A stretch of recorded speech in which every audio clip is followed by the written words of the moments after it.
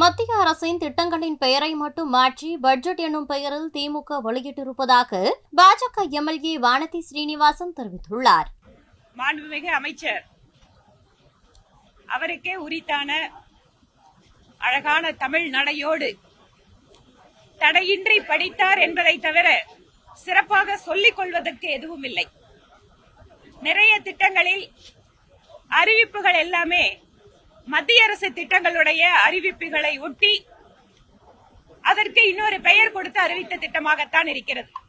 மத்திய அரசு திட்டங்களில் இருக்கக்கூடிய அதே மாதிரியான திட்டங்களை வைத்துக் கொண்டு அந்த நிதியுதவியோடு செயல்படுத்தக்கூடிய திட்டங்களுக்கெல்லாம் புதிதாக அறிவிப்புகளை வெளியிட்டிருக்கிறார்கள் தமிழக அரசு. அதே போல அடையாறு கால்வாய், அடையாறு ஆறினை தூய்மைப்படுத்துகின்ற பணி கிட்டத்தட்ட இன்றைய முதலமைச்சருடைய தந்தையார் காலத்தில் இருந்து சொல்லப்படக்கூடிய பணி. ஆனால் அதில் எந்தவிதமான முன்னேற்றமும் இல்லாமல் ஒவ்வொரு முறையும் வெறு அறிவிப்புகளாகவே இருந்து வருகிறது. அதிலும் குறிப்பாக கோவைக்கு மெட்ரோ ரயில் திட்டத்திற்கு கடந்த முறை ₹1 நிதி ஒதுக்கினார்கள்.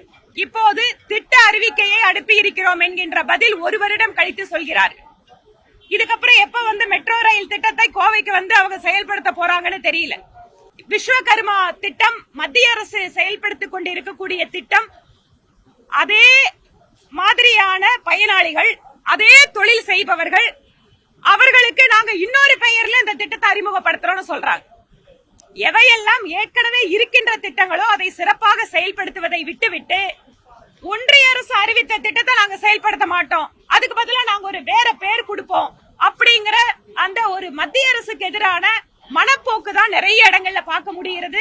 செய்திகளை உள்ளது உள்ளபடி தெரிந்து கொள்ள ரெஃப்ளெக்ட் நியூஸை சப்ஸ்கிரைப் பண்ணுங்க.